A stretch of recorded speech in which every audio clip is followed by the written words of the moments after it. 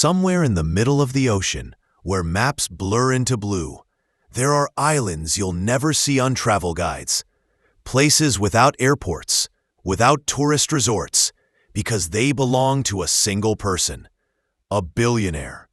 These are not just tropical getaways, they're hidden worlds, private kingdoms where the wealthy vanish, away from cameras, away from crowds, and away from us.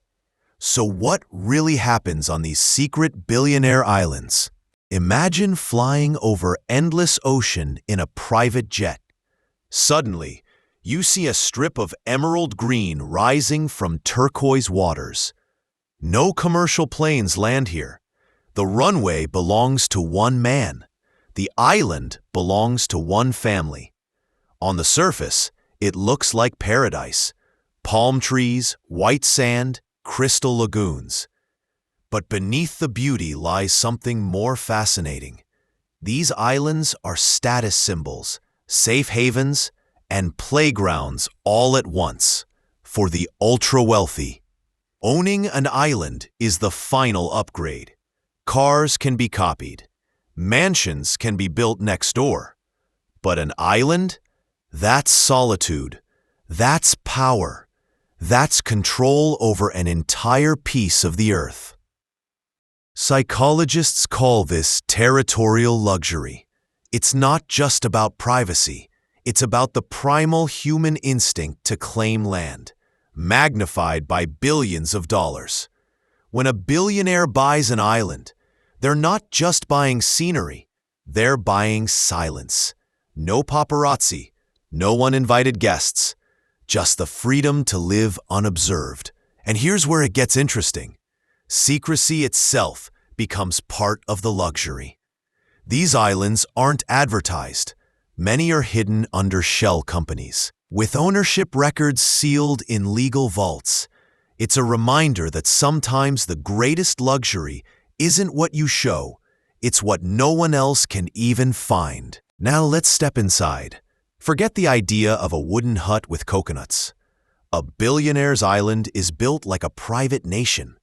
Think villas designed by world-famous architects, runways for private jets and helicopter pads, solar farms and desalination plants, entire infrastructures so the island never relies on outsiders.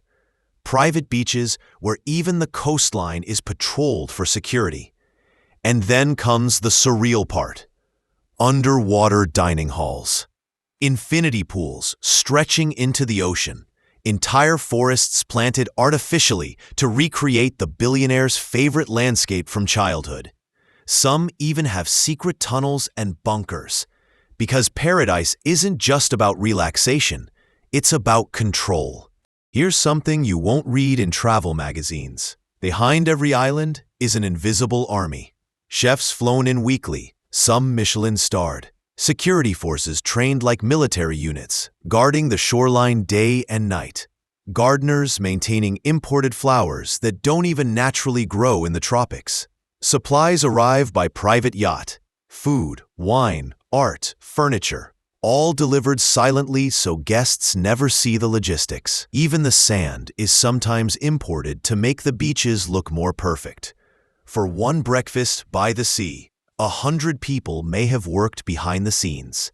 This is the economy of secrecy, and it thrives because billionaires demand one thing above all, that everything looks effortless.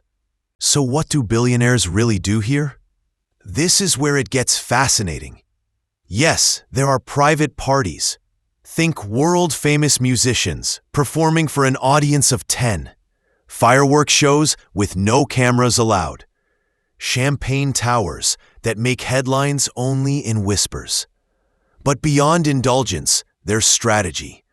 Islands become neutral ground for silent deals. Billionaires fly in partners, politicians, or CEOs for negotiations far away from boardrooms. No leaks, no interruptions.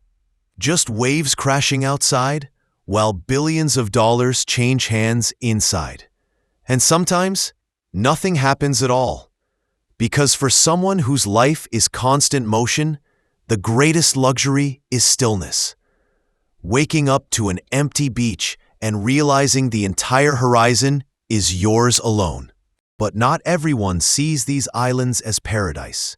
Critics argue they symbolize the widening gap between rich and poor, private paradises built while millions struggle for basic housing.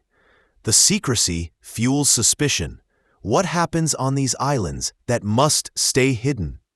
Even for the wealthy, psychologists point out a paradise. The more isolated the paradise, the lonelier it can feel. When every view is perfect and every service is flawless, the human need for spontaneity disappears. Luxury, at some point, risks becoming sterile. It's a reminder, money can buy an island, but not necessarily fulfillment.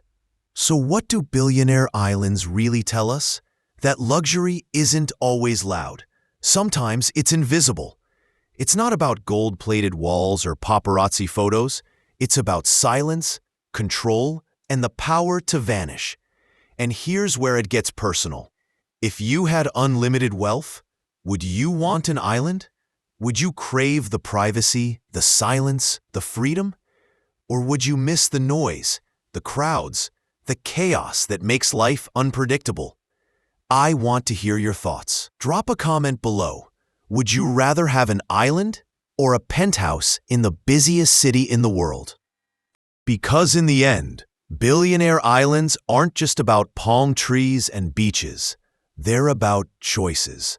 Choices that most of us will never face, but can still imagine. And that's the beauty of exploring this hidden world. It makes us reflect on our own. If you enjoyed stepping into this secret paradise, make sure you hit like. It helps more people discover these hidden stories. And if you're curious what billionaires do after they leave the island, don't miss our next video. Inside a $500 million private jet. Subscribe now so you don't just watch from the outside. You're part of the journey.